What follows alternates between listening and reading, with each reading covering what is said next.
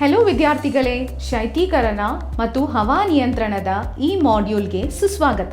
ಈ ಅಧಿವೇಶನದಲ್ಲಿ variable speed air ಕಂಡೀಷನರ್ಗಳ ಅಥವಾ ಇನ್ವರ್ಟರ್ ಎಸಿಸ್ನ ನಿಯಂತ್ರಣ ಸರ್ಕ್ಯೂಟನ್ನು ಪರಿಶೀಲಿಸುವ ಬಗ್ಗೆ ನಾವು ತಿಳಿಯುತ್ತೇವೆ.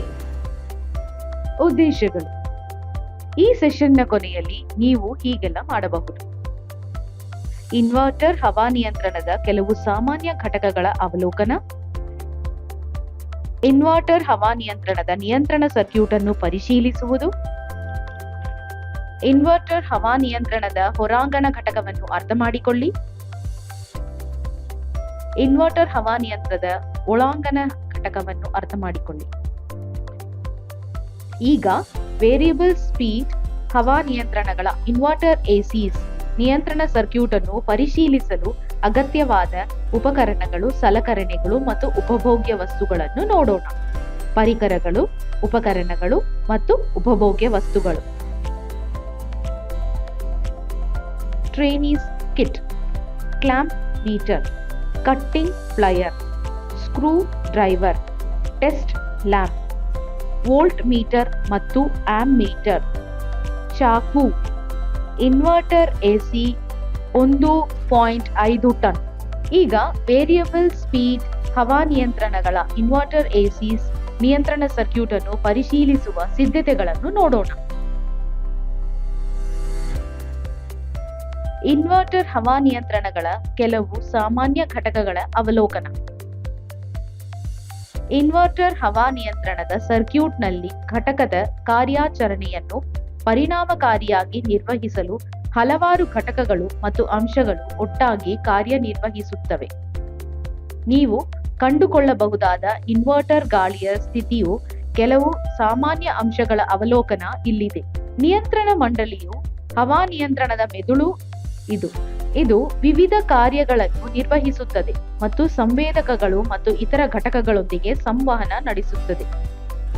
ಇನ್ವರ್ಟರ್ ಬೋರ್ಡ್ ಸಂಕೋಚಕದ ವೇಗ ಮತ್ತು ಇತರ ಸೆಟ್ಟಿಂಗ್ಗಳನ್ನು ಅತ್ಯುತ್ತಮ ಆರಾಮ ಮತ್ತು ಶಕ್ತಿಯ ದಕ್ಷತೆಗಾಗಿ ಸರಿಹೊಂದಿಸುತ್ತದೆ.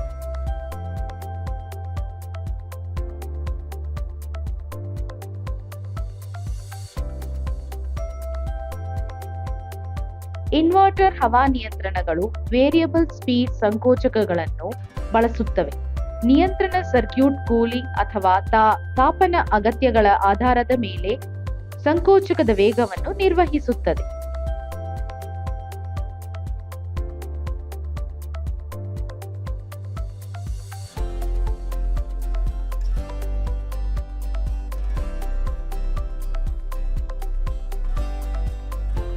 ಕೆಪಾಸಿಟರ್ಗಳು ಮತ್ತು ಇಂಡಕ್ಟರ್ಗಳು ವಿದ್ಯುತ್ ಪ್ರವಾಹದ ಹರಿವನ್ನು ನಿರ್ವಹಿಸಲು ಮತ್ತು ನಿಯಂತ್ರಿಸಲು ಸಹಾಯ ಮಾಡುವ ಘಟಕಗಳಾಗಿವೆ, ವಿಶೇಷವಾಗಿ ಸಂಕೋಚಕ ಮತ್ತು ಇತರ ಪ್ರಮುಖ ಸರ್ಕ್ಯೂಟ್ಗಳಲ್ಲಿ.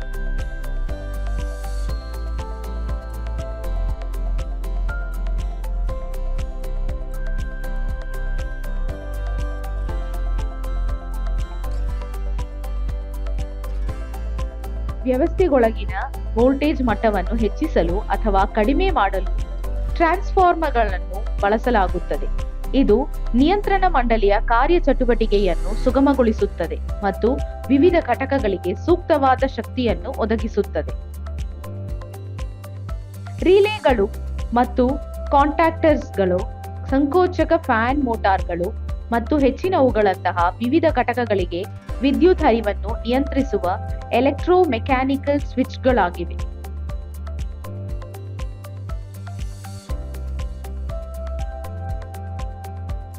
ವಿದ್ಯುತ್ ಸರಬರಾಜು ಘಟಕವು ಕಂಟ್ರೋಲ್ ಬೋರ್ಡ್ ಮತ್ತು ಇತರ ಘಟಕಗಳಿಗೆ ವಿದ್ಯುತ್ ಪೂರೈಸುತ್ತದೆ, ಸಾಮಾನ್ಯವಾಗಿ ವ್ಯವಸ್ಥೆಯ ವಿವಿಧ ಭಾಗಗಳಿಗೆ ವಿಭಿನ್ನ ವೋಲ್ಟೇಜ್ ಔಟ್ಪುಟ್ಗಳೊಂದಿಗೆ.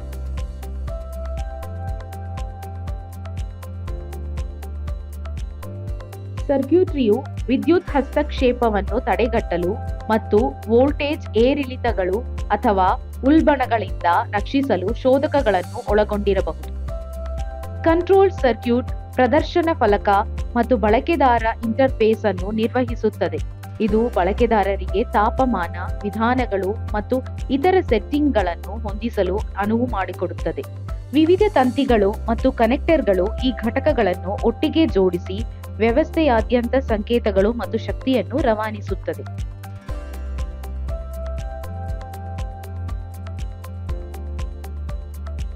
ಈಗ ವೇರಿಯಬಲ್ ಸ್ಪೀಡ್ ಹವಾನಿಯಂತ್ರಣಗಳ ಇನ್ವರ್ಟರ್ ಎಸಿಸ್ ನಿಯಂತ್ರಣ ಸರ್ಕ್ಯೂಟ್ ಅನ್ನು ಪರಿಶೀಲಿಸುವ ಪ್ರಕ್ರಿಯೆಯನ್ನು ನೋಡೋಣ. ಟಾಸ್ಕ್ 1. ಇನ್ವರ್ಟರ್ ಎಸಿ ಹೊರಾಂಗಣ ಘಟಕದ ನಿಯಂತ್ರಣ ಸರ್ಕ್ಯೂಟ್ ಅನ್ನು ಪರಿಶೀಲಿಸಿ. ಇನ್ವರ್ಟರ್ ಹವಾನಿಯಂತ್ರಣ ಹೊರಾಂಗಣ ಘಟಕದ ನಿಯಂತ್ರಣ ಸರ್ಕ್ಯೂಟ್ ಅನ್ನು ಪರಿಶೀಲಿಸುವುದು ಸರಿಯಾದ ಕಾರ್ಯವನ್ನು ಖಚಿತಪಡಿಸಿಕೊಳ್ಳಲು ವಿದ್ಯುತ್ ಘಟಕಗಳು ಮತ್ತು ಸಂಪರ್ಕಗಳನ್ನು ಪರಿಶೀಲಿಸುವುದನ್ನು ಒಳಗೊಂಡಿರುತ್ತದೆ.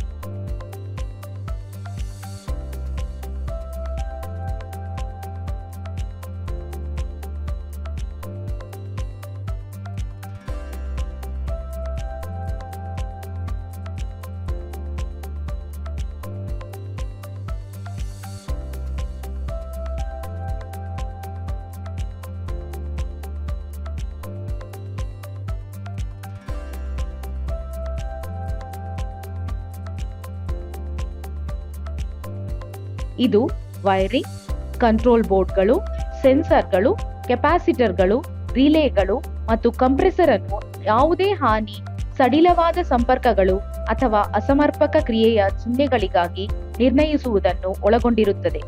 ಅದು ಘಟಕದ ಕಾರ್ಯಾಚರಣೆಯ ಮೇಲೆ ಪರಿಣಾಮ ಬೀರಬಹುದು. ವೋಲ್ಟೇಜ್ ಮಟ್ಟಗಳು ಮತ್ತು ಘಟಕಗಳಾದ್ಯಂತ ನಿರಂತರತೆಯನ್ನು ಪರೀಕ್ಷಿಸುವುದು ನಿಯಂತ್ರಣ ಸರ್ಕ್ಯೂಟ್ನಲ್ಲಿನ ಯಾವುದೇ ಸಮಸ್ಯೆಗಳನ್ನು ನಿರ್ಣಯಿಸುವ ಭಾಗವಾಗಿದೆ.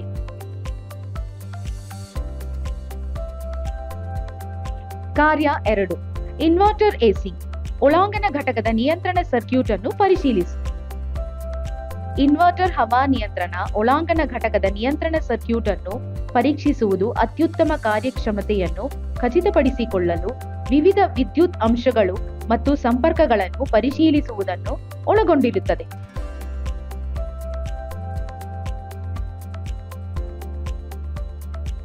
ಇದು ವೈರಿಂಗ್, ಕಂಟ್ರೋಲ್ ಬೋರ್ಡ್ಗಳು, ಸಂವೇದಕಗಳು, ಒಳಾಂಗಣ ಫ್ಯಾನ್ ಮೋಟಾರ್, ಥರ್ಮಿಸ್ಟರ್ಗಳು ಮತ್ತು ಇತರ ಭಾಗಗಳ ಹಾನಿ, ಸಡಿಲವಾದ ಸಂಪರ್ಕಗಳು ಅಥವಾ ಘಟಕದ ಕಾರ್ಯಕ್ಷಮತೆಯ ಮೇಲೆ ಪರಿಣಾಮ ಬೀರುವ ಕಾರ್ಯಾಚರಣೆಯ ಸಮಸ್ಯೆಗಳ ಯಾವುದೇ ಸೂಚನೆಗಳನ್ನು ಗುರುತಿಸಲು ಮೌಲ್ಯಮಾಪನ ಮಾಡುವುದನ್ನು ಒಳಗೊಂಡಿರುತ್ತದೆ.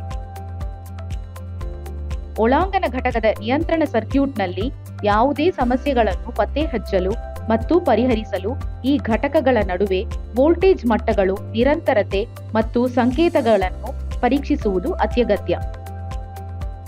ರೀಕ್ಯಾಪ್. ಈ ವಿಷಯದಲ್ಲಿ ನಾವು ಇದರ ಬಗ್ಗೆ ತಿಳಿದುಕೊಂಡಿದ್ದೇವೆ. ಇನ್ವರ್ಟರ್ ಹವಾನಿಯಂತ್ರಣದ ಕೆಲವು ಸಾಮಾನ್ಯ ಅಂಶಗಳ ಅವಲೋಕನ, ಇನ್ವರ್ಟರ್ ಹವಾನಿಯಂತ್ರಣದ ನಿಯಂತ್ರಣ ಸರ್ಕ್ಯೂಟ್ ಅನ್ನು ಪರಿಶೀಲಿಸಿ, ಇನ್ವರ್ಟರ್ ಹವಾನಿಯಂತ್ರಣದ ಹೊರಾಂಗಣ ಘಟಕ, ಇನ್ವರ್ಟರ್ ಹವಾನಿಯಂತ್ರಣದ ಒಳಾಂಗಣ ಘಟಕ, ವೇರಿಯಬಲ್ ಸ್ಪೀಡ್ ಹವಾನಿಯಂತ್ರಣಗಳ ಇನ್ವರ್ಟರ್ ಎಸಿಸ್ ನಿಯಂತ್ರಣ ಸರ್ಕ್ಯೂಟ್ ಅನ್ನು ಪರಿಶೀಲಿಸುವ ಪ್ರಕ್ರಿಯೆಯನ್ನು ನೀವೆಲ್ಲರೂ ಅರ್ಥ ಮಾಡಿಕೊಂಡಿದ್ದೀರಿ ಎಂದು ನಾನು ಭಾವಿಸುತ್ತೇನೆ. ಧನ್ಯವಾದಗಳು ವಿದ್ಯಾರ್ಥಿಗಳೇ. ಮತ್ತೆ ಮುಂದಿನ ಅಧಿವೇಶನದಲ್ಲಿ ನಾವು ಭೇಟಿಯಾಗೋಣ. ಬಾಯ್.